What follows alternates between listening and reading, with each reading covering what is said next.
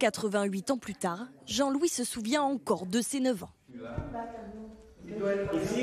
Parmi la centaine de photos collectées et affichées sur le mur de cet ancien lavoir, les souvenirs de la Seconde Guerre mondiale n'ont jamais disparu. Pendant la guerre, j'ai été requis par la défense passive. Je prenais mon casque dès qu'il y avait l'alerte. Le casque de masque à gaz, et on faisait le tour de la cité pour voir s'il n'y avait pas des lumières éclairées, vous voyez. Vous avez le laissez-passer, là, vous voyez. Le 20 juillet 1944, vous avez le tampon allemand. Que si des fois il y avait une patrouille, on pouvait le sortir. Ça me rappelle la mauvaise époque de la guerre. On voit bien la cité Michelis avec notre placette, la place de la Liberté.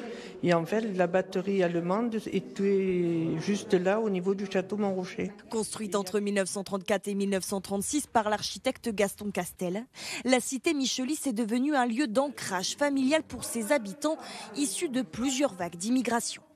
Lorsque la Seconde Guerre mondiale débute, 277 familles occupent le quartier. Aujourd'hui, 80 y sont toujours, avec un seul objectif, préserver le devoir de mémoire. Quand on voit les livres d'histoire et ce qu'on en fait de l'histoire, c'est celui qui la raconte à sa manière.